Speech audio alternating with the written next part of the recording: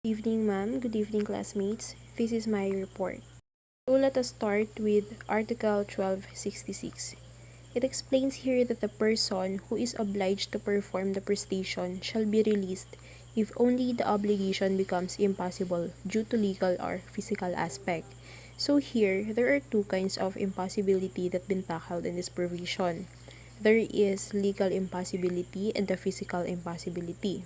So for example, Mark promised to build a coffee shop for her mother, but after 1 week, Mark died. So he cannot longer do his promise to his mother. So the effect of this will be physically impossible. On the other hand, sabihin na natin hindi naman na-aksidente si Mark, but the government refused to issue building permit because the area has been declared as residential zone.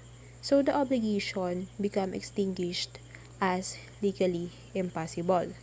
Next, proceed tayo sa effects of loss through a fortuitous event in reciprocal obligations. So it talks about the effect of loss to the both parties in terms of fortuitous events. By the way, the fortuitous event cannot be foreseen or expected. Example nito is mga disaster.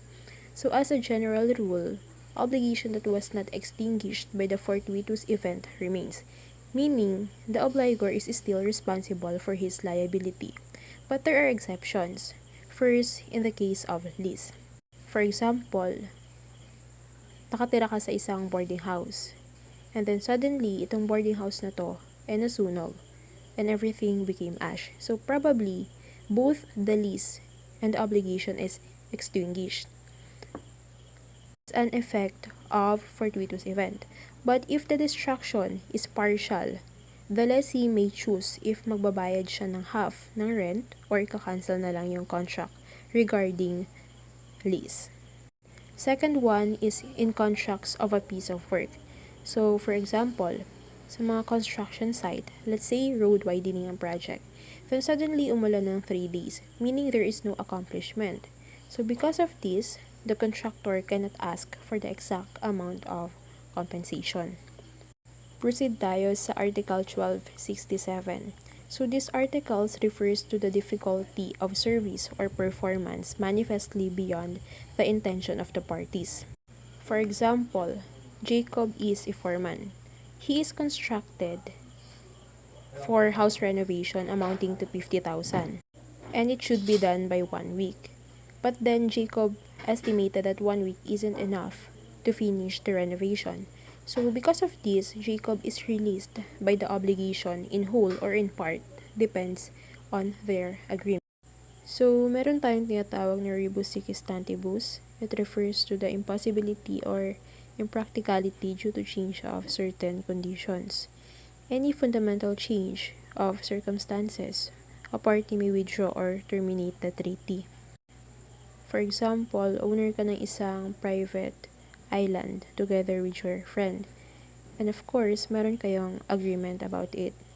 But after several years, nagsubmerge yung island. So meaning, yung agreement na meron kayo is may extinguish na since hindi na kayang ibalik yung island na lumubog. So, rebus sic stantibus is also known as a doctrine of frustration of commercial objects or frustration of enterprise. Kapag commercial frustration, it is unforeseeable and uncontrollable circumstances that prevent performed of contract. So for example, sa isang construction site, kapag merong sirang equipment, syempre hindi makakapag-operate yung mga tao. So because of that, magkakaroon ng delay sa accomplishment. Kapag naman frustration of enterprise, it occurs through no fault of either party, but then, predictable siya.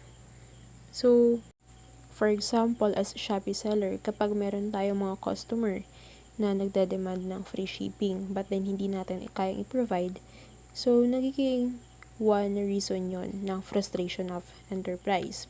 Another thing sa mga businessman, kapag meron tayong employees na hindi talagang eager na magtrabaho. Kumbaga wala siyang pake kung ano yung vision, mission, or goals ng business mo. And they tend to dodge you because you're just calm person and hindi mo sila pinagsasalitaan. So, isang factor din yun kung bakit nagkakaroon ng frustration of enterprise. Proceed naman tayo sa requisites for the application of Article 1267. So, there are three. First is, the service must become so difficult that it was manifestly beyond the contemplation of both parties. So, dapat yung obligation is impossible to achieve. Second one is, one of the parties must ask for relief. And the last one is, the object must be a future service with future unusual change in condition. Next is Article 1268. So, it explains here that the debtor is obliged to deliver a determinate thing that arises from the crime committed. If the thing is lost for whatever reason, the debtor shall pay for the thing's value. But when the latter is in mora accipiendi, the former is not liable anymore. One basic example, si A at si B magkaibigan. And then, tinakbo ni A yung sasakyan ni B. So, si A ngayon is liable na ibalik yung sasakyan. Whatever happens to the car, mabanggaman or makasgasan, liable si A na ibalik yun kay B. Together with the compensation of the debt. But if ever na upon returning the object at hindi sumipot si B sa napagkasunduan nilang araw, so A is not liable anymore. Proceed naman tayo sa Article 1269. So here, although the obligation is extinguished by loss of a thing without the debtor's fault, the creditor has the right to demand of what he wants to happen. For example, Severino obliged himself to deliver a specific carabao to Apolinario. But without the permission of Severino, his neighbor Pacifico took the carabao and used for plowing. So later, the carabao was lost through Pacifico's fault. Ngayon, si Severino was already extinguished by the obligation, but Apolinario acquired the right to file an action against Pacifico to recover the price of the carabao. Let's now proceed to Section 3, Condonation or Remission of the Debt. Article 1270. When we say condonation, it is the abandonment of creditor's right in favor of the debtor. Ganito lang yan kasimple. Halimbawa, si A is may utang na 50,000 kay B and it should be paid on May 2021. And pagdating ng May 2021, sinabi ni B kay A na hindi mo na ako kailangang bayaran.